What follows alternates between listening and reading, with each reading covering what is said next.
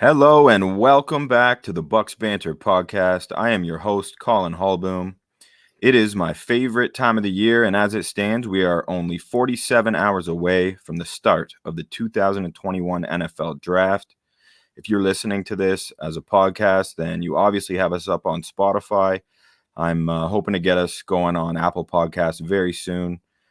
Tonight, we are going to unveil my mock draft, first round only. And I've brought along a special guest to help pick some holes in my mock draft, and we're just going to talk about it. So I would like to introduce the first guest in the history of the Bucks Banter podcast, my good friend who always brings a very knowledgeable and engaging perspective when talking football, Bohdan Yard, ladies and gentlemen. Thanks for coming on, Bo. What's going on, man? Thanks for having me, man. I'm really happy to be here. I guess I can introduce myself. My name's Bohdan Yard. Collin will call me Bo throughout this podcast, I'm sure. We met playing basketball at a summer camp, and we've been friends ever since. Ended up going to the same high school, different universities, but since that time, we've been talking about either football or basketball basically every single day. And I've been recruited to the Bucks to be a fan of the Bucks quite a while. I haven't given in yet, but last year it came close just from literally every single week we would just bet on Devin White to surpass his tackles, no matter what Vegas put it at. So, yeah, I'm back. I'm happy to be here and looking forward to what we're going to get into next with the picks here. Yeah, those Devin White tackles, that was a fun ride, wasn't it?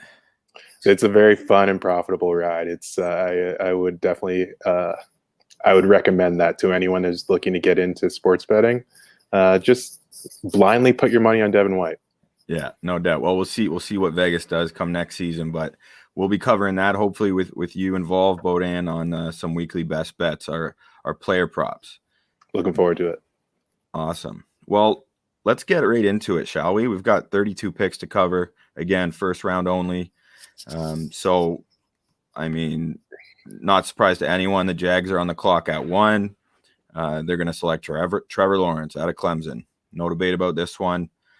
I don't really have much to offer aside from how elite of a prospect he is. They say I think pretty much everyone it's more or less unanimous that he's the best quarterback prospect since Andrew Luck. So it's a easy pick for Urban Meyer to bring in Trevor Lawrence. Yeah, I gotta obviously agree with you there. When you talk about Urban Meyer being there, this being his first big act that's been pretty much made for him in taking the job, probably why he took the job. Yeah, Trevor Lawrence, hopefully we're going to see some great high-level football out of those guys in Jacksonville and Duval this season. No doubt. Second on the clock is the Jets. I have them taking Zach Wilson along with everybody else in the world. Quarterback out of BYU, some serious arm talent on this kid. A lot of people have thrown around the name Aaron Rodgers. I mean, I would have to say that's premature. The only guy who I ever thought had the arm talent that I've seen since Aaron Rodgers coming out was Pat Mahomes. But he can certainly sling it. And all indications are that he's going to be the guy for the Jets since they've moved on from Sam Darnold. So it seems like a reasonable pick. I think Zach Wilson's really good from what I've seen. But, of course, playing at BYU, the competition is always a question. But we shall see. Yeah, I obviously agree with you here, too. This is the part of the draft when you tune in at 8 o'clock. You're kind of like, okay, I know this is going to happen. The Jets, obviously, kind of perennially at the bottom of that AFC East, but they've got holes throughout their roster. So after quarterback, they got to address that, obviously. And Zach Wilson's a great pick there from everything that we've seen and everything that we've heard from the analysts. And I think they could look at the O-line and the cornerback as well, too. Third pick. This is where things start to get real fun. Obviously, the Niners moved up to the third spot. Gave up a lot of draft capital, 2 future firsts, including 3, including this year as well. It's a swap, I guess. So, right? I think it's two future first-round picks and like a third or something like that. Don't have it in front of me. So the question is, are they going Mac Jones? Are they going Trey Lance? I mean, if it's me, I'm taking Justin Fields, and that's an easy decision. But I've written about that at Bucks Banter. I have a big article on Justin Fields and why I think he's being overlooked, particularly as a passer. It's almost like he's getting grouped into, I don't know, being more of a runner. I just feel like people are overlooking how well he executed as a passing quarterback, throwing the fact he runs a 4.4 40, great instincts, tough as nails. Anyway, sorry, this is we're not on Justin Fields, but I'm passionate about his game. So I'm buying into the speculation that Shanahan is going to go with Mac Jones. I feel like that's his guy. Sounds like it could be Trey Lance. We'll see.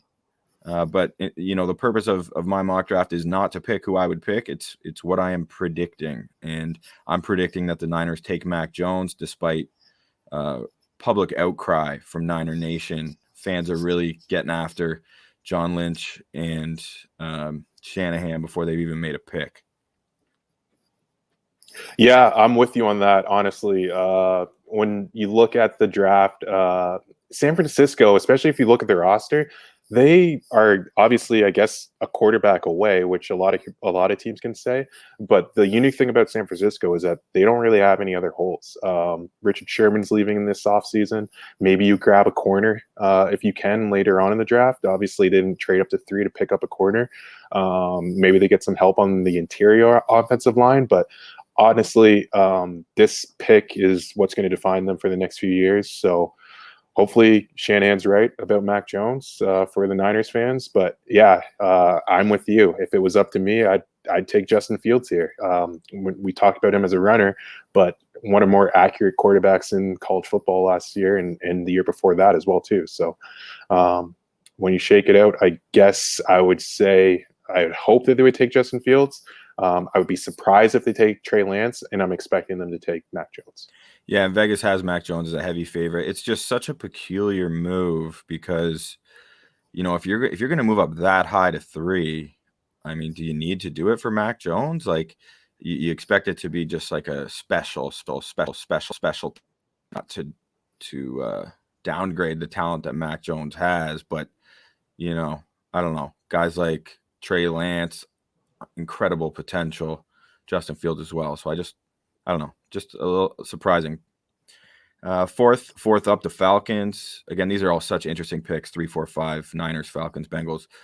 Falcons are on the clock. Do they go quarterback? Do they consider handpicking Matt Ryan's replacement now with a couple elite quarterback prospects on the board? I think they do not. I think Kyle Pitts, the tight end out of Florida, is just too special of a player to pass up on. I can't see any scenario where he isn't just an elite NFL performer immediately. There's been talk of Julio Jones being shopped around. Regardless of whether he's there or not, Kyle Pitts is going to be a major force for many years to come. I just can't help but speaking of another guy who we love to bet the over on receptions and yards, Travis Kelsey. I just see him having that kind of impact in the NFL, and I don't think they can pass on him here. Yeah, I'm with you on that. I honestly, when I look at this draft, I think is where it starts is at 4. What they decide to do, whether they decide to trade it back or not, is a huge indication. Atlanta really sounds like a mess, and I think as a fan of a team in the NFC South, you can't be anything but happy about that. But yeah, like when I look at their team and like their needs across the board, like okay, they need a quarterback. They could use a receiver for sure too. They really need some help on their offensive line, in particular tackle. What do you think about a Penei Sewell going here? What if they shock everybody and end up just taking the best tackle that's on the board? I feel like then they'd be working real hard to trade back, even if it's like a pick or two, if they were considering Sewell. I definitely don't think they're looking receiver. The thing about the Falcons that makes Bucs fans such as myself smile is knowing they're in cap hell. Like they're in a terrible position financially. So that's why they're trying to get off Julio's deal. He's got like 3 more years, around 20 million, I believe, like 24 this year and then 19 the next 2. So and when if I jump in here, when I say receiver, I mean a tight end, a pass catcher, a Kyle Pitts. Gotcha. who you're going to use at tight end. He's going to end up in the slot. You might even put him at wide in the red zone as well too. That guy's going to be all over the field for you in the ideal circumstance. They could also use some help on their defensive line, especially an edge rusher. They can use a defensive back. Use their secondary is a mess too. Like that cap is a mess, and their roster is even worse. So it's kind of crazy to think what they're going to do there. Because if I was in charge of that team, I'm trading back, trying to get some more capital in this draft, and picking up some of these great cornerbacks that we're probably going to touch on a little bit later as well too. Maybe taking a project at the defensive edge as well. Yeah, I like that take a lot. Yeah. Acquiring draft capital when you got a ton of holes. It's crazy to think too. Matt Ryan's so old. You know, you get fooled. You see Julio Jones, Calvin Ridley, and you think potent offense, but you're right. That entire roster is not where they'd like it to be. It's so rough. It's so rough. And the problem with that is, like, I'm looking at this draft, and I feel like both of us, when we're talking about this draft initially, we're like, okay, let's just we would pound the table for Kyle Pitts. Like, we want that. Like, you want that type of guy on you're talking about Travis Kelsey when you're talking about Kyle Pitts as well too. And it's just like, you want that type of guy. And the smart thing to do is to pass up on that guy. So really tough spot for the Falcons fans. For sure. And number 5, this is a super intriguing pick as well. And also I should have mentioned, we've tweeted out this mock draft from the Bucks Banter Twitter account at Bucks Banter. So if you are listening to this, once it's uploaded, feel free to pull up the podcast on your phone or whatever you're using, and so you can kind of follow along, or at least get a sense for how this all looks, because we both got it up right now. But at 5, Cincinnati, I have them. The big question is, do they protect Joe Burrow? Right, he obviously went down with a torn ACL, I think, last year, MCL, ACL, I don't know. He's their prized possession, and they got to keep him safe. They got to keep him upright, and you have a really great tackle on the board, 2 great tackles in that first tier, Penei Sewell and Rashawn Slater. I've gone back and forth on it, and in the last few days, I've really just begun to think that Burrow's just going to be, you mentioned pounding the table. I think he's going to be pounding the table as hard as anyone can for Jamar Chase. He knows how special Chase is. That magical run the LSU Tigers had to win the national title in 2019 was something to behold. And I just think, I briefly touched on this in the previous pod, but, you know, I love Justin Jefferson. I know you love Justin Jefferson. Yeah. And he was second fiddle to Jamar Chase in that 2019 season, even though Chase was younger. He was that good. I don't have his numbers in front of me, but just absurd yardage, like 20 touchdowns, I think, on the year. I think he is a really special receiver, and I think he's going to have a hell of a career. So not only do I think that the Bengals will make Jamar Chase their pick at 5, I think it's the right decision. Yeah, you can't look at the Jamar Chase footage and not think that as well too. Like, that kid is going to be special. I feel like we're going to be texting about Jamar Chase alerts and being like, okay, we need to watch Cincinnati. If Joe Burrow can bring any type of that relationship bleeds over into Cincinnati, it's a field day. And I think you want to keep that guy happy if you're Cincinnati. At the same time, the happiest he's going to be is if he's on both of his feet. So I would lean Penei Sewell. I've been watching a ton of Penei Sewell tape as well too, and it sucks having to pass a guy like Jamar Chase, but you got to protect that guy, especially after coming off a injury that he's coming off of. It's tough to pass on Penei Sewell there. Fair take. And, you know, I'm sitting here touting Jamar Chase's 2019 season. Penei Sewell gave up 0 sacks on 472 pass blocking snaps in 2019. So yeah, there you go. He jumps off. Like, if you just type it into YouTube, if you haven't seen this guy play, unbelievable. Like, it just jumps off of you don't even need, like, they have those little indicators that say, okay, this is where the guy is. You don't need that. Like, that guy is just pancaking people, and he's a nasty offensive lineman for sure. Yeah, we should come up with a name for that, because that's so true. When you don't actually need the highlighted indicator, as you said, on the player, it's just so obvious. But the funny thing is that like on Sundays, you're going to see that come up on him because he's going to be hitting people and he's going to change offensive plays. Like he's just going to add so much time to the backfield of wherever he's at. So, yeah. Yeah, he's mean out there too. He's mean. Yeah. He likes playing football, that guy. He likes getting to the second level too. So that's what I like out of offensive linemen too. Definitely. Oh, I love talking to linemen, especially after last year's draft. I've never studied as much offensive lineman tape as I did for the 2020 draft.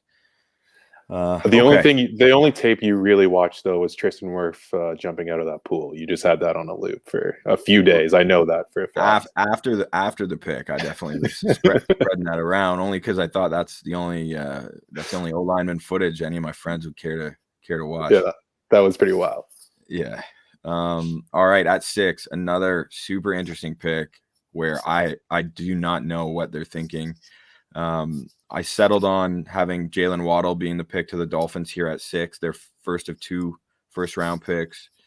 Amazing wide receiver out of Alabama. Super talented, super fast, yada, yada, yada, dynamic player.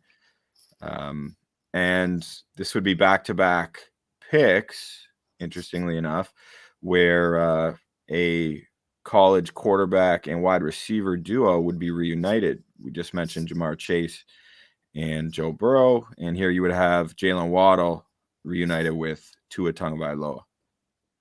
Yeah, and it's really cool. When I was looking at your mock, you sent it over to me a little bit earlier. I was wondering if I'm Tua and I'm in that room, who am I? Am I saying Jalen Waddle, or am I saying Devonte Smith? Because they have a chemistry as well too, and you've got embarrassment of versions of playing at Bama is that you have these 2 blue chip wide receivers that you get to pick from in the 6th spot, and we'd also be remiss to say like how smart the Dolphins have played this, moving from 3 to 12, from 12 back to 6, and they're going to still get their guy that they probably would have taken at 3 anyways. So. It's very interesting. I think that they've done a great job of team building. Obviously, they don't have they have some needs. When I look at it, I don't know about for you, but I was looking at basically just O-line and wide receiver were the 2 big ones that jumped off the board for me. So, I don't know. What do you think of that? I think edge rusher and running back are 2 positions they would like to address as well. Fair. You're definitely right, though. It's just crazy to me that like right here, I have 2 receivers coming off the board before Devonte Freeman I always say Devonte fucking Freeman. Too many years following the NFC South. But what Devonte Smith did last season was just absolutely incredible. And he's I have him the 3rd wide receiver taken. And I am in the majority most likely with that of mock drafters. So it's crazy. It's wild. And like when we're just looking at your draft, sorry to cut you off there, but you have the 3 quarterbacks going, and then you have a little run on pass catchers with Kyle Pitts, Jamar Chase, Jalen Waddle going in a row, which is just I wonder, like, I don't know if the draft has ever started like that, right? Like to have 6 guys going all from the offensive line and all from the offensive side of the ball. And they're all skill players basically. So it's wild to think about that. Yeah, that's why it's great to get another set of eyes on a mock draft, because you can kind of point out these trends or things that jump out at you that maybe I hadn't even noticed. It's a pitch and catch league, baby. That's why, I guess. It is.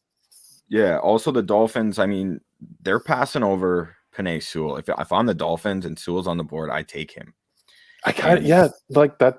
I think I would be surprised. I won't be surprised if he goes past the Falcons. I kind of hope the Falcons just take him, especially if they keep Matt Ryan and they're going to keep Julio. But like if they're going to trade both those guys, then I almost wonder why don't they just take a quarterback instead of Kyle Pitts? But sorry to go backwards there, but yeah, like if the Dolphins are there and Penei Sewell's on the board, like just take him. Like he's probably the best player, and there's a pretty good depth of wide receivers out there, and they have another pick not too long from here. I think they've got 6 and 18. Yeah, 18 is a nice pick, and there's definitely some really good receivers on the board there. So again, if it were me, and it sounds like if it were you, We're both going Penei Sewell there. Yeah. Let's move along to the 7th pick, which is the Detroit Lions. However, I have decided to have my first ever mock trade occur here. It's never happened in 20 plus years. The Patriots have moved up in the first round, but I have them doing it here. I have the Patriots. I don't know. I didn't make up what they traded, but let's just say they've swapped first round picks in this scenario. Patriots trading up to 7 to select Justin Fields. I already was talking about it. He is my favorite quarterback in this draft personally. And I just think Belichick's smart enough to seize that opportunity. And I think he knows what he could create with Justin Fields. Not to mention, if he feels like it just gives him some options and some similarities between him and Cam Newton, who's back on a 1-year deal. Great guy to learn under. Whether or not Fields would come in and start right away, I don't know. Maybe they sit him for a few games and see how things go. But the offense could be tailored to both of those players very similarly because Fields is so adaptable with his skill set. I have the Patriots swapping with the Lions to take Justin Fields at 7. Yeah, you've got that, and I think from everything we've heard from Bill Belichick, which we haven't heard much ever before, it sounds like he's going to be active in making a trade and moving up if he sees a quarterback that's slipping too far.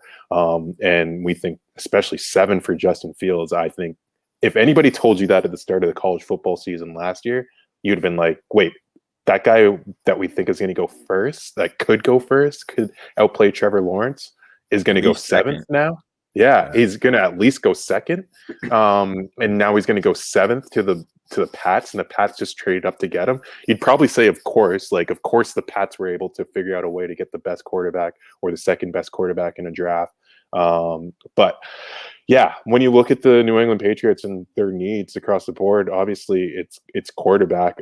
I think they could use another wide receiver maybe, and maybe some help on the defensive side of the ball. But they're gonna have I think they're gonna have a good defense. They've got a lot of guys coming back. They've bolstered that team in free agency as well too. So I love this pick. I love the trade. I love the aggression from New England here to come up and get a quarterback. And to just touch on the Detroit Lions, who would be moving back in this scenario to 15, I think that's the right pick. That's the right move for them too. They've got so many holes.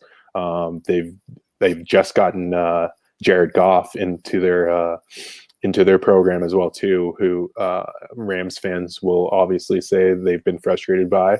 But yeah, I love this pick. I love this trade. I hope something like this happens. Yeah, I mean, I have a good friend who's a diehard Lions fan, and he's going to be pissed when he sees my mock. I know that because he wants one of those receivers. He'd probably love Devonte Smith or something. But I agree with you. I think they have to accumulate assets. And this could be the perfect opportunity. And just the one argument I would make to anyone before we move on, who's saying there's no way Belichick moves up. He hasn't done it in the first round ever, especially for a quarterback. Well, he's never spent that kind of money in the offseason either. I think he's very motivated after what happened last season to the Patriots. So that's just a little tidbit. Yeah. So at 8, the Carolina Panthers. No one seems to have a real pulse for what the Panthers are going to do. This is one of the more unpredictable spots. I think it's an easy decision, as we've said with a couple of the teams prior. I think at 8, with Penei Sewell on the board, you got to go with him. They have a lot of people are talking quarterback for them. I mean, you just traded for Sam Darnold. I know you didn't give up too much, but it's a 2nd round pick. You got Teddy Football back there. I think they're going to give Darnold a chance, and I think even if Darnold doesn't work out, you've acquired a franchise left tackle, potential All-Pro, being on your team for the next 15 years. So, and I'm sure Christian McCaffrey would be appreciative as well. They already have receivers. Darnold can throw the ball. I wouldn't give up on Darnold yet either if I just traded for him. Yeah, I'm with you on that. Penei Sewell being on the board here should be a shock to everyone. Panthers should just be literally running to the phone to put that in. But yeah, like when you look at their roster, I think they need some help on their offensive line. Obviously, Penei Sewell helps with that. They could grab a DB as well too, but it's a little bit too early to do that. But yeah, maybe they trade back for some reason. But if Penny Sewell's there, like, you have to take him. Trading back is not the move. Just take the best player available. He's going to be. That's a position you don't have to think about again. As long as he stays healthy, you're not going to have to think about left tackle for the next, let's say, 8 years. Yeah, for sure. Okay, now the Broncos at 9. So similar to the Panthers, everyone has, and this is actually one I switched shortly before finalizing this mock draft. I initially had Trey Lance being selected by the Broncos, as do a lot of people. He's the 5th quarterback on the board of that top tier quarterbacks. And I just think that Vic Fangio is such a fiend for defensive players that he can't resist Mika Parsons, the linebacker out of Penn State. Traditionally, I would be skeptical of drafting a linebacker when there's this kind of talent remaining on the board and other more impactful positions. But after seeing what happened, how Devin White in Tampa just completely helped to transform that defense, I do see the value in a strong, fast, instinctive, natural linebacker. And I just think Fangio would feel the same way.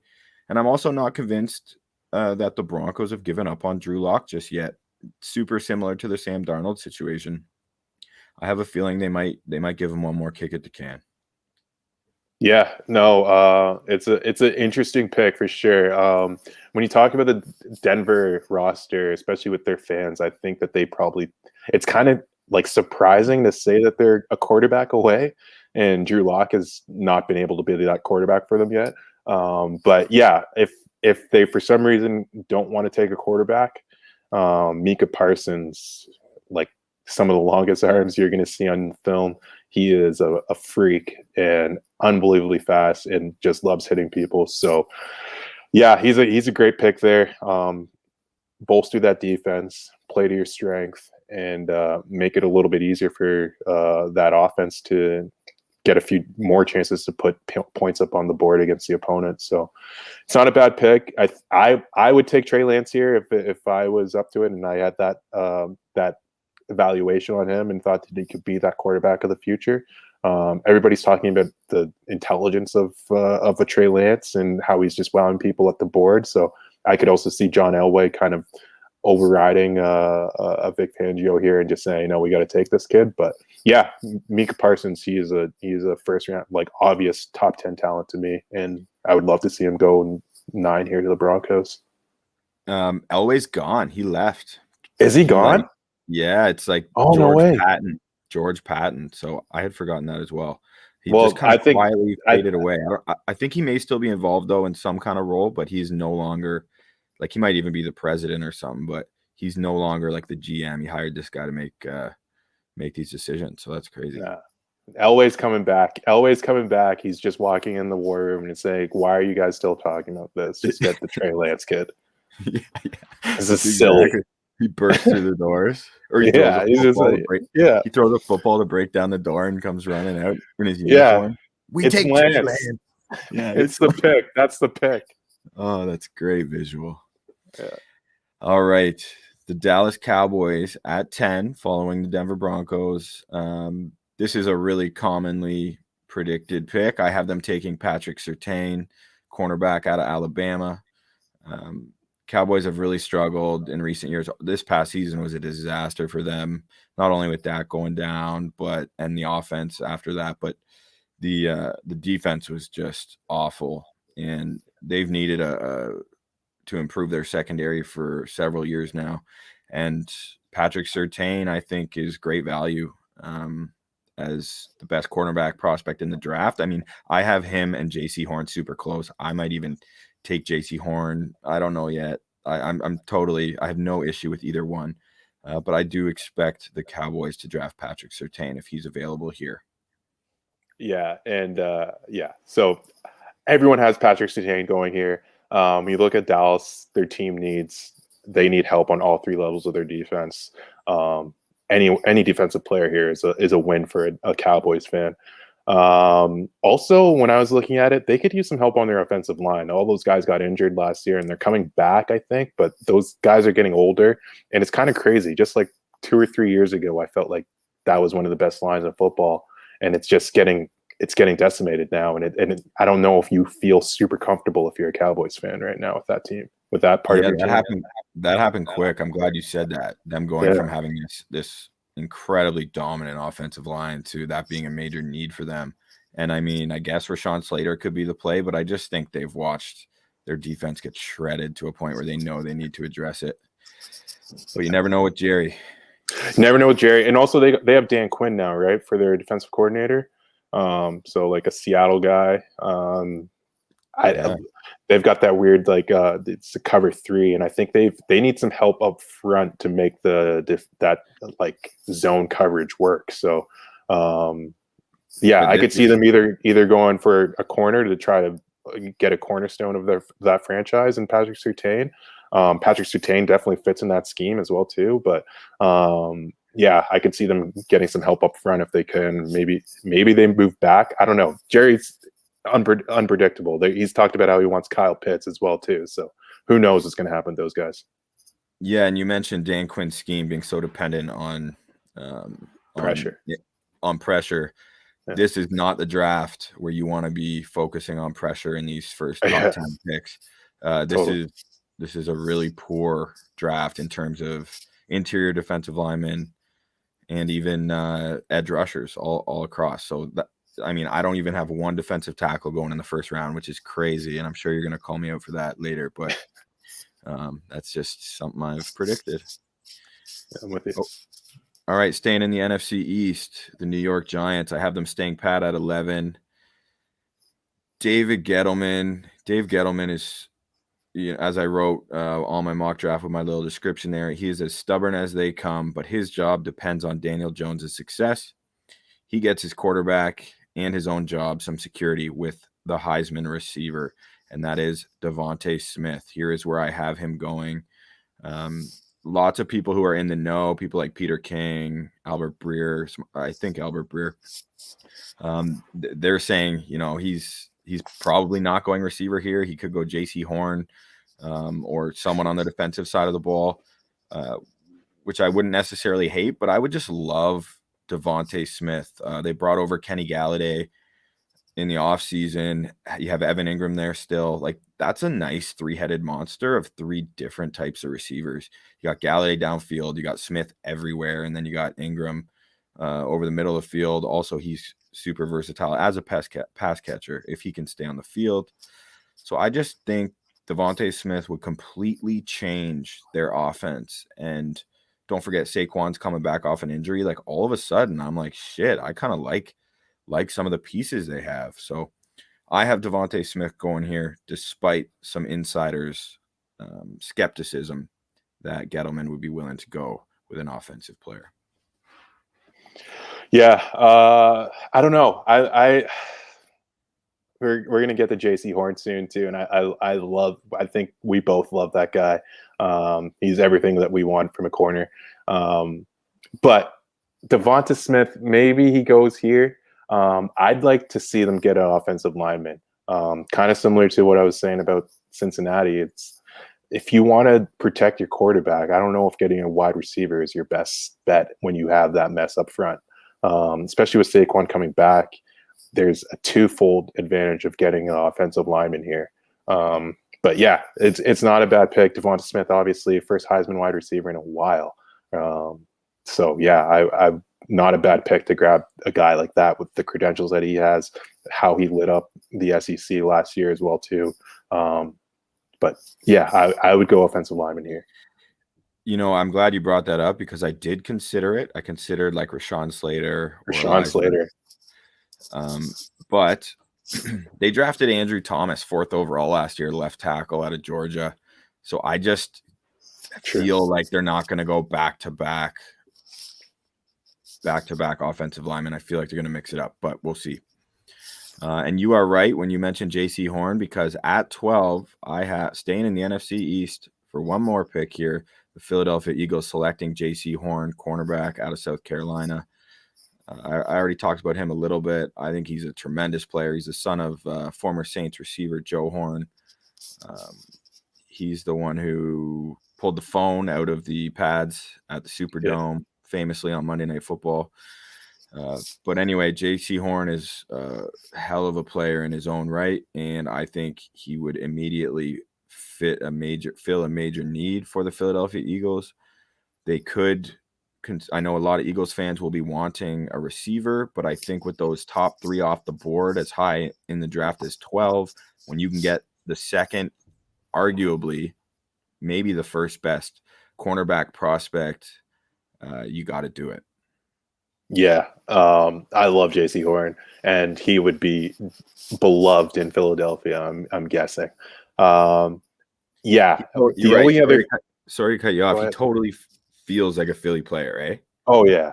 That when I saw your mock, I was just like, if this shakes out this way, I feel like the Philly fans might be upset a little bit not getting a wide receiver, a clear need on their team, and also they're probably upset from last year when they missed out on Justin Jefferson.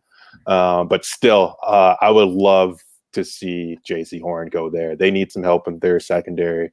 They need some help up front on their offensive line too. I feel like I'm going to be saying that this entire time. Sorry, fans, if you hear that your team needs an offensive lineman or a tackle. If you don't know more than 3 people on your offensive line, you probably need an offensive line. So, that's what I was going to say. I love J.C. Horn. I love his man-to-man. Just gets in your face. He's not afraid to hit people, loves hitting people. It's tough to see from a corner sometimes, especially in the NFL. So when you got a guy with that mentality, and he's built for this, like if anybody watched Joe Horn play, that's the guy that he's been modeling his game after from a defensive standpoint. Like I think he's a can't miss prospect in my eyes. Yeah, I like him a lot as well. Yeah. And I'm glad you brought up their pick last year. They could have had Justin Jefferson. Guess who mocked Justin Jefferson to the Eagles? Yeah. I did. And I had some Eagles people being like, no, Jalen Reagor's the real deal too. I like his speed. Well, so far it's looking like taking Jefferson. Yeah, I'm with you on that. I'm ready to call that too. Like I think if Justin Jefferson, I don't know if Jalen Reagor's ever going to get to the year that Justin Jefferson had last year. Yeah, crazy to say you'd be willing to call it after a rookie season, but Jefferson looked that good. That production's just unrivaled. Yeah. As another one of our best bet guys who we love to hit on the over receiving yards. Okay. At 13, I think this first 12 picks has played out beautifully for the Chargers, right into their hand of what they want. Rashawn Slater, the offensive tackle out of Northwestern, is there, and he's ready to be picked, and that's exactly what the Chargers do on my mock draft. I think that you got Penei Sewell at the top and Rashawn Slater right behind him. Daniel Jeremiah, one of the most respected, like former NFL scout for many years, and he's really taken over Mike Mayock's job as like that primary mock draft guy. He just lives and breathes NFL draft, along with Bucky Brooks there with the NFL Network and NFL.com. He loves Rashawn Slater more than Penei Sewell. He has him as his top-rated tackle. Ironically ecenough, actually, this is all just coming to me as I'm babbling on here, but he does the radio broadcast for the Chargers as well, so I'm sure he would be ecstatic. Yeah. So yeah, I mean, that's about all I got to say about that. That's where I have the Chargers going. Rashawn Slater, they got to keep Herbert safe after the incredible season he had, debut season in the NFL. And if he's there, I think that's what they do. Yeah, I'm with you on it. Like, this is a dream scenario for the Chargers fans. If there's are there Chargers fans in LA, or are they all still in San Diego? Anyways, like Rashawn Slater could be another one of those guys that you don't think about your left tackle for 8 to 10 years, just like Penei Sewell. I don't think he makes it this long. I think somebody in the NFL and one of those teams in front of him is going to pick him up and say, okay, this is great, we got it. But yeah, the idea that you run into Justin Herbert and he exceeded expectations last year from what you thought you'd get from a 10 pick from a quarterback, being thrown into the fire there as well too. To pick up a Rashawn Slater to protect him for the next 8 to 10 years is it's huge, and it would be a dream scenario for anyone that's a Chargers fan. For sure. So now that we're up to the 14th pick, we're going to try and move a little bit quicker here. We don't want to take too long on each pick. So I have the Vikings at 14, taking Elijah Aloe Vera Tucker. It's not actually aloe vera, it's Vera Tucker, but that just is how I say it to myself. He is an interior offensive lineman, but he's also capable of playing tackle. I think for Kirk Cousins' sake, for Dalvin Cook's sake, they need to bolster their offensive line. And this is a very versatile lineman out of USC with tons of talent, who would come in and give them exactly what they need. Yeah, and another aggressive offensive lineman. When you watch the tape, he's downfield, wants to hit whoever he can. So love that from a offensive lineman. And yeah, that's a great pick for the Vikings if they can grab him. And then at 15, this is where I have the Lions having swapped picks with the Patriots picking. And I actually have them taking Jeremiah Owusu-Koramoah, the linebacker out of Notre Dame. He's listed as a linebacker, but he's like shades of Isaiah Simmons. Thank you, Isaiah Simmons. Yeah. I love you, Bo. Bo knows. Yeah. As soon as I saw the tape on this guy, I was like, oh, this is Isaiah Simmons, but a little bit shorter and hits harder. Yeah, he's exactly. That's all you got to know. So I think the Lions, that would make a lot of sense, that kind of versatility. They have so many holes. They got more holes than the Falcons. So we'll see what kind of, I hope that exact trade goes down. That'd be amazing. That would be amazing. And like, I hope a lot of like Lions fans, if they are able to find this podcast, I hope that you're happy with that trade going down, because I hope that means that you've gotten some draft capital out of the Patriots going forward, and even in this draft to fill some of the holes that you guys have, because there are a ton of them. That's right. Cardinals at 16. They could go any which way. Tough to predict. Steve Keim, their GM, and Cliff Kingsbury, I feel like are especially hard. You never know which way they're going to go. They could add to a position of strength, take a receiver maybe. I have them taking Caleb Farley, the cornerback out of Virginia Tech. So he's a special talent, like potentially a top 10 talent. Yeah. However, he's really starting to get ripped on in this pre-draft process. He's had 2 back surgeries and opted out as well this past season. So limited experience, but incredible performance when he was playing for the Hokies. And I just think someone's going to take a shot on this kid. And Arizona isn't afraid to take chances. And I think he would, they lost Patrick Peterson. They got Buda Baker back there as a safety. They need some help in terms of their secondary. And I think Farley would be a risky, but potentially a great reward pick. Yeah, I love the swing here for Caleb Farley, especially at this point in the draft. If they can find an interior offensive lineman, obviously I think that's good for them too. I think they could use a running back as well too, but obviously pick 16 is a little bit early for that. Maybe they trade back and try to address that. I like what you said about the receiver as well too. They picked up AJ Green in the offseason, but obviously he's a little bit older. I think we've talked about it before, but I'm curious to see how much he has left in the tank.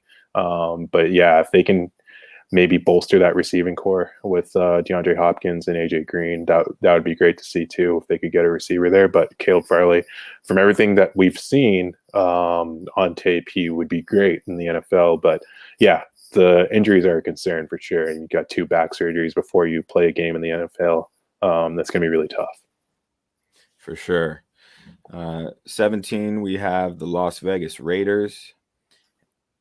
Oh, shit. Earlier I said something about all 5 quarterbacks being off the board. That's not correct. I meant 4 of the top 5.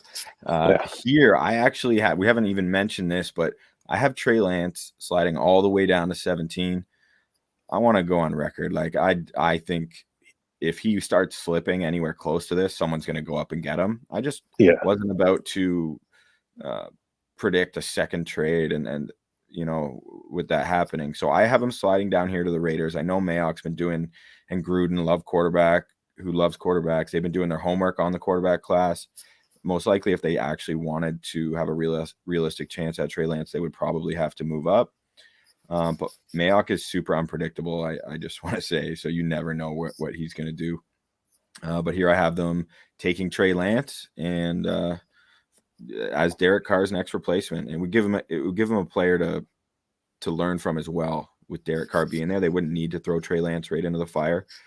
But then again, last thought on this, the Raiders have some pressure to perform, and I think they're probably going to want a guy who can perform right away. So as you can tell by how I'm describing this, it is like my least confident pick, but I figured I would throw a dart out there that's a little bit different than everyone else. Yeah, no, and it's definitely different from everyone else. If he's there, that would be pretty profound. I don't see him sliding that far either from everything that we've heard from these analysts. But yeah, if I was the Raiders, I know it's going to be a shock to everybody listening to the podcast so far. I would go out there and get an offensive lineman. They lost a bunch of people on the right side of their line, and they need to address that. They got a wide receiver problem as well too out there. Maybe a defensive back. Interior D-line as well. Their defense in general is kind of a mess. So yeah, Trey Lance is an interesting pick here. I don't see that happening, but yeah, they've got a bunch of holes that they could address here with this pick. For sure. Okay, Dolphins second first round pick, 18. I have them taking Jalen Phillips, edge rusher out of Miami. I could see them going with Najee Harris here, a running back, because I think that's definitely a need of theirs. But I also think that they want to generate some pressure on the quarterback to set up their secondary. They got a really talented back end of their defense, and I think they want to set those guys up to be even more effective. And I think taking a guy like Jalen Phillips, I think this is a great spot to land him. He's very talented, and I think it'd be a little too much for Chris Greer, their GM, to pass on. So I think they take Jalen Phillips here. Yeah, and then stay-at-home guy from Miami. The thing about Jalen Phillips, and I like this pick a lot too, especially when I feel like this is something that Baltimore is really well known for doing, and I think the Steelers as well too, is when they have a good defense, they draft good defensive players still. So yeah, Jalen Phillips jumps off the tape for that. He's got great hands. He just gets rid of offensive linemen so quickly. But yeah, I don't know. That's another one where another pick here that there's some injury concerns as well. And I know that he was healthy at Miami, but he retired from football. He was one of the number one prospects coming out of high school when I was reading about him, and he retired from football due to concussions. And he's got some injury concerns that are going to probably follow him in the draft. I think a lot of people are maybe thinking he might even slip into day 2 or day 3, depending on how those physicals shake out. So yeah, that's an interesting one. Also wide receiver, I could see maybe an Elijah Moore going here as well too, just to add to that core as well. But don't forget, I got Jalen Waddle going in with their first pick, so I can't imagine if that would happen. Sure. But yeah, crazy story about Jalen Phillips with the concussions. So we will see. I don't think there's any chance in hell he's a day 3 pick. I think he's too much talent, and I expect him to go in the first round, but maybe it's a second, maybe he slips. Like, that is certainly some concerning medical history. Totally. Washington football team at 21. They've got an obvious need at the quarterback position, but I think there is no value here unless they were able to move up and nab one of those top 5 guys. I have them taking Christian Darrisaw, the offensive tackle out of Virginia Tech. Always important to address the trenches. That's a need of theirs. And the athletic left tackle out of Virginia Tech would suffice for them. Yeah, that's a great pick for them. I think if you're a Washington fan, this is an ideal pick if you can grab a guy like Christian Darrisaw. Obviously, a guy who is highly touted, maybe not the same level as a Penei Sewell or a Rashawn Slater, but there is a little bit of a gap there, and he's in that next class, that next tier of offensive tackles out there. So yeah, picking him up here. And it's curious, Washington, I think they picked up Ryan Fitzpatrick, to address their quarterback needs this offseason. But doesn't sound like they're aggressive about moving up, and I don't even know if they've been going to the pro days for Trey Lance or even a Justin Fields. So it seems like Riverboat Ron is fine with moving forward with Ryan Fitzpatrick and seeing what he has there, and addressing that maybe next year's draft. Yeah, good point. There's been no chatter about them being active whatsoever, so you got to think they're just content staying where they are, and that they don't want to sacrifice any draft capital to have a shot at a quarterback, especially after San Fran set the market how they did to move up to 3. That's crazy. Okay, a little mini tackle run here. I have the Bears taking Tevin Jenkins. Poor Chicago Bears, man. Like, they bring over their QB1, Andy Dalton, and they're still drafting at 22. I feel like the Bears should be in the top 4 for fuck's sakes. I know. They started out the year so hot, in despite of what they were getting out of their quarterback. So I know, but we talk about Chris all the time and just how sad it must be for him. Our mutual friend Chris, who one of the best guys, who is a tortured Bears fan, and it's just really tough moving forward, because you've got Andy Dalton, and they were very aggressive about letting everyone know that they got Andy Dalton and are going to keep him. So I don't know. Yeah, I would probably have no sympathy for Bears fans if it wasn't for our friend Chris, because I've just poured fuel on the fire just by sending him every breaking piece of information, and he thought they were going to get Deshaun Watson, and then within a day I was sending him a picture of the Bucks or the Bears verified account saying QB1 with a picture of Andy Dalton. So, like, why even do that? Because, like, at least there was the talk of not only Deshaun Watson, but Russell Wilson. Russell Wilson, for some reason, has Chicago on his list of preferred teams, and for some reason, the Bears still put out the QB1. They don't even want to be involved in a trade for a good quarterback, or in the rumors for a trade of a good quarterback. That's their biggest need. They need a quarterback so badly. Yeah. They could use a wide receiver as well. Offensive line needs some help. Also a DB, maybe. Their secondary could use a little bit of help too, just to shore up Kyle Fuller leaving. I think he's off to Denver, right? So I'm sorry, Bears fan. It's not going to be a fun night for you on Thursday. Yeah. The only person who has it worse than Bears fans is Allen Robinson. Franchise tags. It's so rough. No, they're like, now, baby. You're not going anywhere. We're not helping you at all. Yeah. Okay, 23 Indianapolis Colts.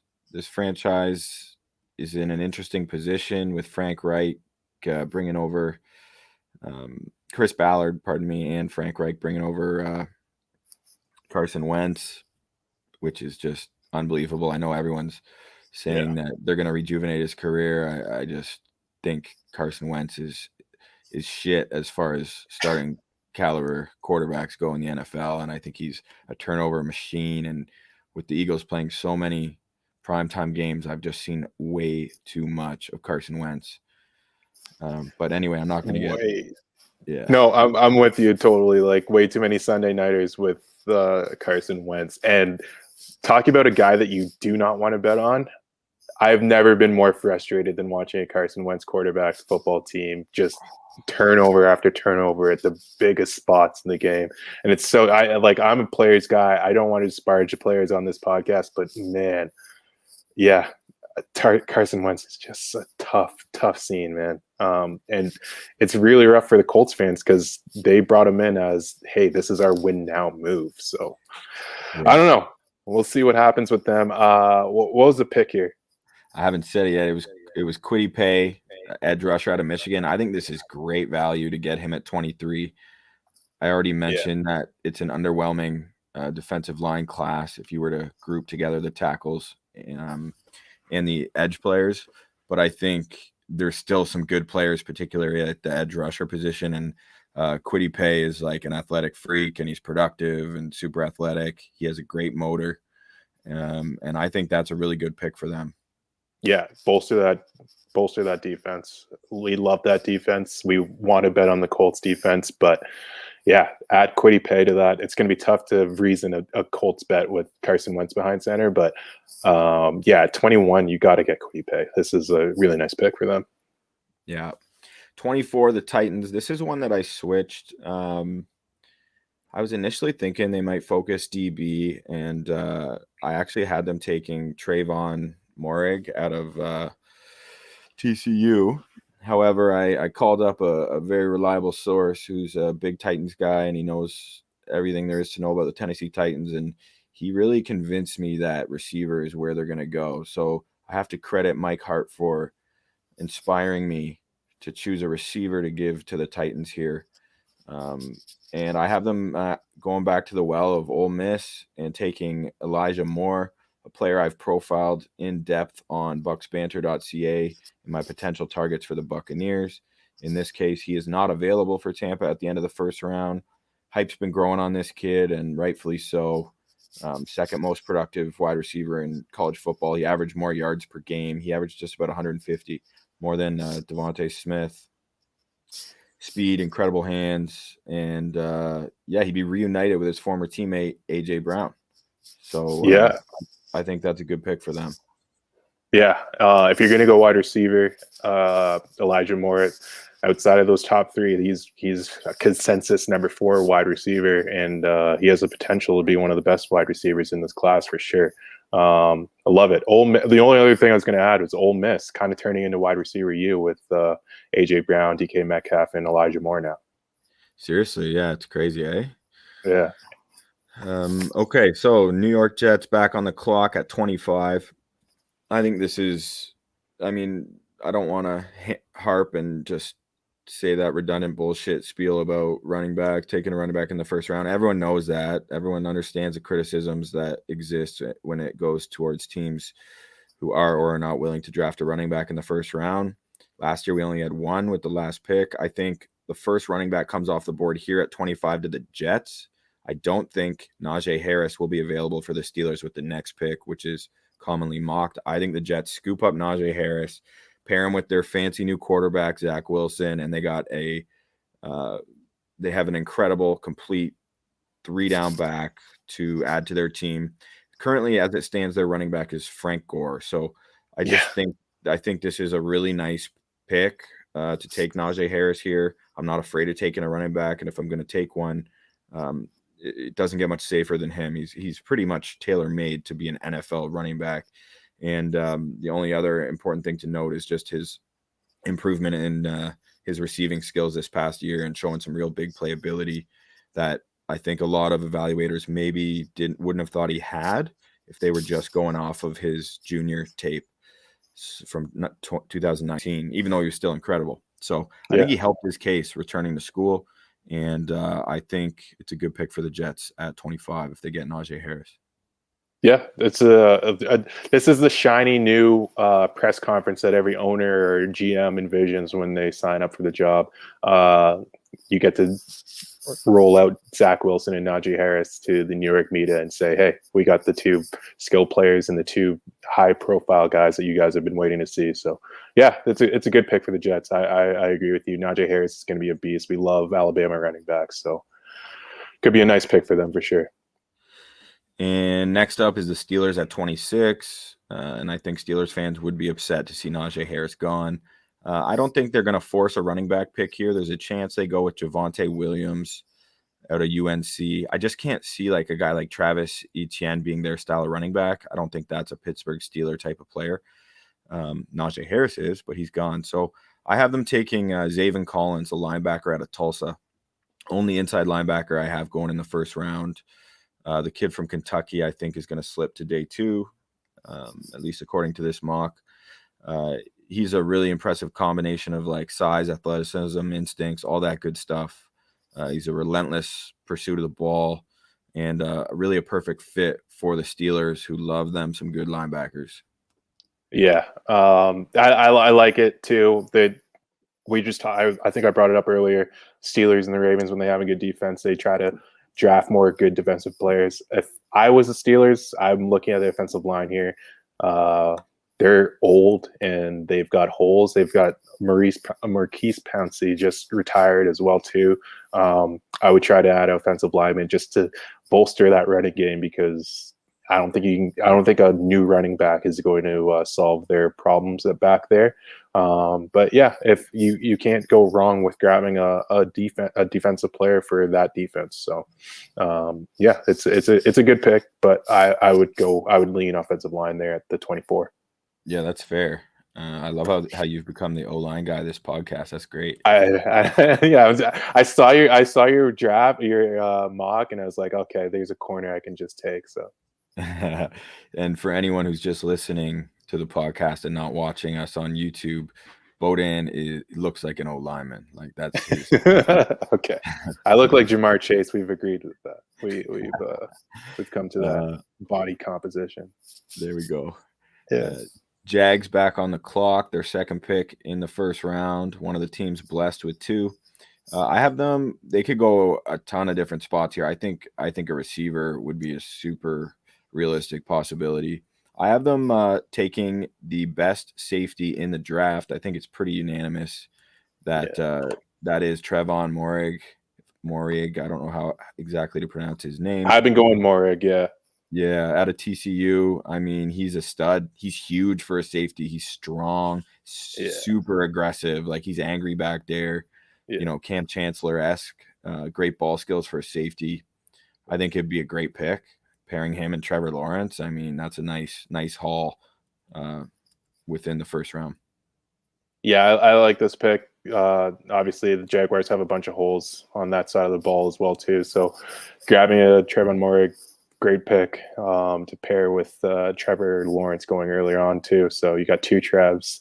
I'm sure that'll make it easy for everybody in Duval. So, yeah, I love that pick, 25, and a guy from TCU who is, consensus number 1 safety in the draft. And that's the best way to put it. Only safety I have going in the first round. Yeah. Next up is the Cleveland Browns. And Cleveland's got a fun roster, man. They've built up a cool team with talent all over the place. They've got a good roster, like top to bottom. They've got a really good roster. Yeah. Sneaky pick. For sure. And I have them taking Azeez Ojulari, the edge rusher out of Georgia. As a Bucs fan, I am just like praying for this guy to somehow slip to 32. Yeah. I would love that with every ounce of my being. That being said, I don't expect it. I mean, he's one of those guys who's tough to nail down where he might go. He could go way earlier. He could be the first or second defensive end drafted for all I know, but he's just an absolute physical freak. He rose to the challenge in the SEC, just an animal. And I can't imagine how terrifying it would be for opposing quarterbacks to have to go up with Ojulari on one side and Myles Garrett on the other. I mean, that's just dirty. And Jadeveon Clowney as well, coming in and out, spelling those guys. No kidding. Yeah, that's I love that pick. If that shakes out that way, like we said, the Browns don't really have holes in their offense. I think they could pick up maybe another pass catcher, but they don't really need that on day one. If they want to just bolster a strength that they already have, get into the quarterback, you're going to win a lot of games with a guy like Ojulari on your team. And like his potential, just before I move on quickly, not only is he productive and I think going to be effective in the NFL immediately, but he's one of those guys who also has an astronomical ceiling. So he would be a steal at this point. I'm glad we see eye to eye on that. When I'm looking at my notes, the only thing I have on Ojulari is out of nowhere. Because when I was watching him, he literally it looked like he was behind the offensive line, and he's just all of a sudden he's in front of the quarterback. It's unbelievable. Yeah. So the Ravens, I think the Ravens, my opinion, is the 2 positions they may want to address. Sorry, I should say 3 positions. And you can correct me because I know you've been all over the team needs and doing a good job with that. Yeah. I think a defensive end or edge rusher, I think wide receiver, and I think offensive tackle or offensive lineman, having just traded away Orlando Brown. I would add, did you say defensive back? No, I didn't. I was going to say maybe a safety. Right. When I was looking at their roster, it's like, they could use maybe a little bit of help on their defensive secondary. But yeah, I'm right with you with wide receiver, offensive line, and edge. And I mean, they're not going to find a safety who's worth taking with this pick. So that's the only reason I think neglected the secondary. I guess there's corners they could take, but Yeah. If Trevin Moore ends up sliding to them, that would be a dream pick for them there too. Right. Yeah, that would be incredible. Sorry, get to the pick. Okay, so I got Jason Owe. No way, Owe. The edge rusher out of Penn State. He is an athletic freak. I talked about him in the my potential first round picks episode I did for the Tampa Bay Buccaneers, focused all about the Bucks. If you haven't heard that one, check it out. But I talk about Owe, an absolute specimen. I know we've been throwing that term around, or at least I have quite a bit tonight, but it's what happens when it's draft season, baby. And he is definitely fits that criteria. Absolute freak of nature. He ran a sub 4.4 as a defensive line edge. I mean, that's boggles my mind. One of the craziest things. Almost a 40-inch vert. So, the physical profile is there, but the production leaves something to be desired. He didn't even have a sack in this past season for Penn State. Yes. So anyway, the Ravens know they can coach guys up, especially on that side of the ball. And I think he could potentially be the pick here. I also toyed with them taking a receiver here because I think it would be a great spot to do that. But I haven't taken away. Yeah, this pick, every other franchise, if you made this pick, for me, I would stay away from Jason Owe. And the way that he is an absolute freak, it's undeniable how fast this guy is and how strong he is and how much of when you look at him, you're just like, oh, that guy's going to get to the quarterback. But he didn't. He just does not have the production in his stats. The only reason that I'm okay with it is because it's Baltimore. If it's Baltimore or if it's the Steelers, I'm like, oh, okay, they see something they can coach up in that guy and they're going to take him, and that's a good pick. But say if I don't know, if Jacksonville took Jason Owe at 23 or something like that, I'd just be like, what is going? You guys there's no way that's going to work out. But yeah, if Baltimore takes that guy, everybody should just say, okay, yeah, that's like the Spurs taking a European guy. Oh, he's going to be really good. We're good. You just crushed that, Bo. I could not agree more with everything you just said. Yeah. He is raw, like salmonella raw, he looks raw. He looks like you could block. He looks like one of us could block him. He is pretty upright on everything that you see. He needs to get lower coming around that corner because it looks you could just one tap on the shoulder and he's going to fall over and push him out of the play. But yeah, it's going to be interesting to see how he plays in the next level, if he's able to be more productive than he was in college football. But yeah, we'll see. Next up, the New Orleans Saints, the team that was sent packing by the Tampa Bay Buccaneers. I think they're going to go – they lost Emmanuel Sanders. I don't think Sean Payton can resist taking a receiver to give, whether it's Jameis Winston or whoever's starting at quarterback for them. I think Kadarius Toney, and I feel like he's one of my guys. He's a guy who I've really been positive on and talking a lot about over at Bucks Banter. But I think he would be filthy in Sean Payton's offense. He's just an incredible receiver. He's super talented. There's some concerns. I think he has some minor knee issues, nothing I'm worried about, but there's some people suggest there may be character concerns. I mean, I think that's just racist old white guys because he considers himself a rapper. You know what I mean?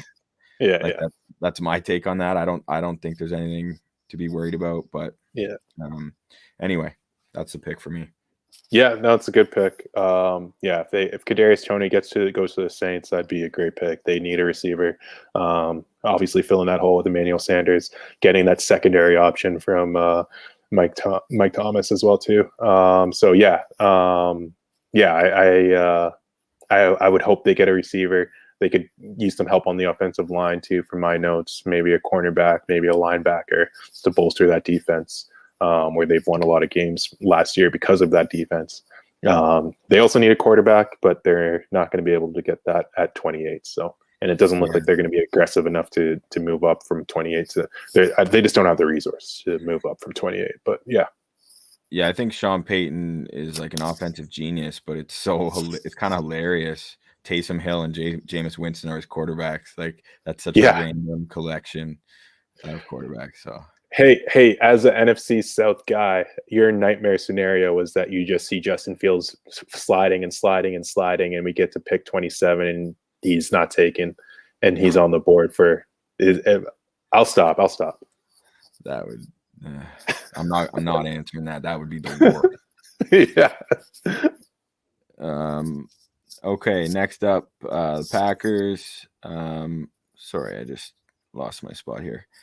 Next up, we have the Packers with the 29th pick, and I think this would be an awesome selection for them. Is Greg Newsome, the second cornerback out of Northwestern, another guy I detailed in depth in an article at bucksbanter.ca.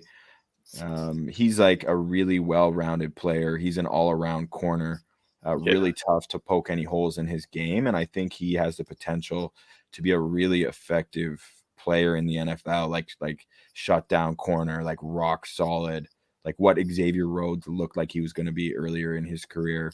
Yeah, I think he could be that kind of player. And after seeing what Scotty Miller and the Buccaneers just embarrassing Kevin King opposite Jair Alexander at their weak side cornerback position, I think that's just all over LaFleur's mind, and I think they need to get Kevin King out of there, even though they just brought him back on a 1-year deal. And I think Greg Newsome could come in right away and form a formidable collection of cornerbacks there for the Packers. Yeah, I agree with you there. They need some help at corner. They could use some help at linebacker as well too. I like the idea of maybe they are in a position to get Aaron Rodgers a toy after the Jordan Love pick last year. Maybe getting a wide receiver there if they can, if there's one that's available. Yeah, and there definitely is. So yeah. I think that would make a lot of sense as well. This is one of the scenarios where I'm just going to agree with history and assume they're going to bypass any skill position players and just ask Aaron Rodgers and Devontae Adams to just keep doing what they're doing. Yeah. At 30, the Buffalo Bills take Travis Etienne, running back out of Clemson. He is my personal favorite running back in the draft. Explosive athlete, ACC's all-time leading rusher. He can break it open at any time.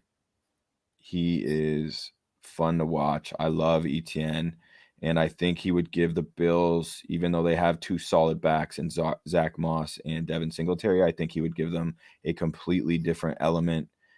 He's also a tremendous receiver. Like I see having the potential in the right system to be like an Alvin Kamara type of player in the NFL.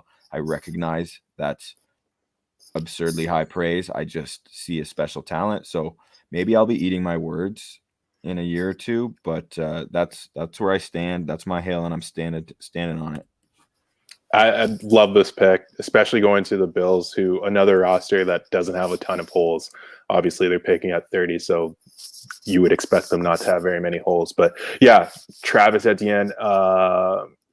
I'm glad you brought up Alvin Kamara because we both loved him coming out of Tennessee, and when you brought him up, when I was watching at the Travis Etienne tape as well too, I was just like, oh, this guy kind of reminds me of Alvin Kamara, and I don't know why.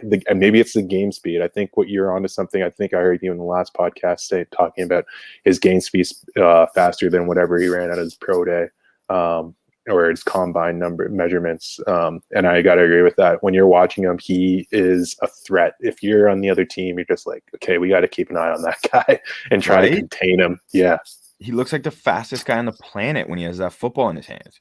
He's having the football makes him faster. That's the best way to put it.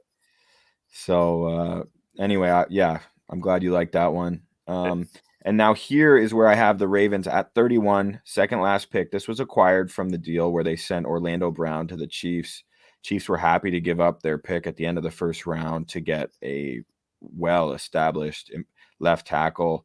Obviously, they had issues there, as all Bucs fans are well aware of, thanks to JPP, Shaq Barrett, and Todd Bowles, and everyone else the guys on the inside, Vita Vea, yada, yada, yada. But who just made them look like an embarrassment. So they had to address that. They gave up the 31st pick to do so, along with some other draft sprinklings. I have the Ravens taking Rashad Bateman, addressing the receiver position. I think he is a really good receiver, and he seems to be one of those guys who's kind of contentious, meaning there are certain experts and media personalities or evaluators who have him really high up amongst those receivers, and there's some who do not. So I've just kind of decided to slate him into the middle of the pack here. I think he's pretty good, but I haven't watched a ton of Rashad Bateman enough to take a strong stance either way.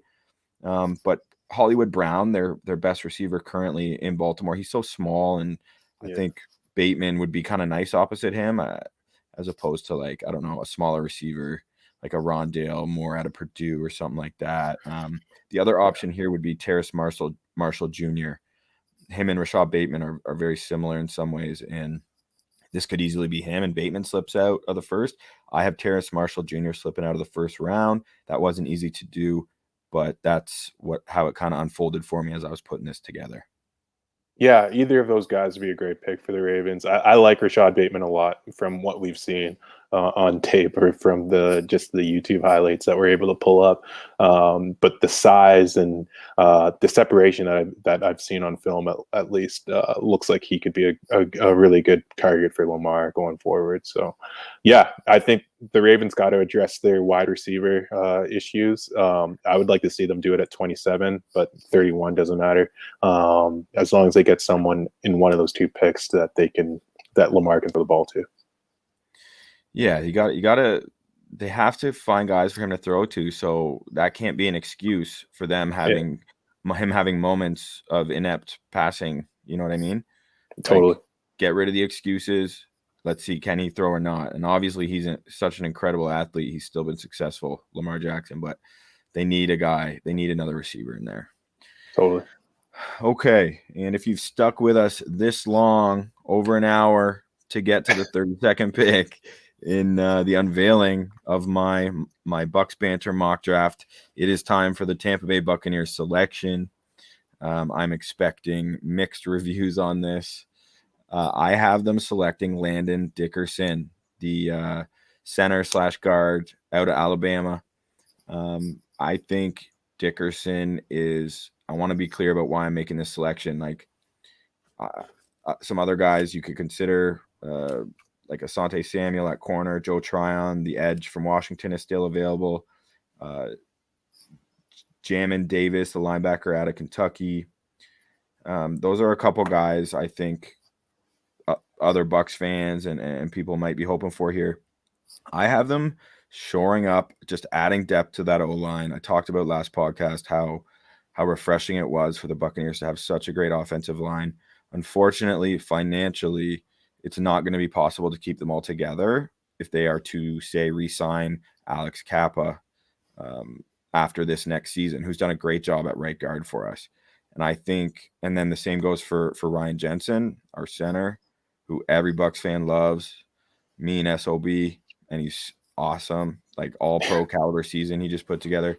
Dickerson could slide into either one of those slots moving forward. So after this next season, and you can't have enough O-linemen, they go down all the time. So I think he serves as insurance for this season, but it would give him time to get healthy, and then immediately by his second season in the NFL, take over one of those spots inside the interior offensive line. I would prefer it to be at guard, even though that's not necessarily Dickerson's forte, because I'm hoping the Bucs are able to keep Ryan Jensen around.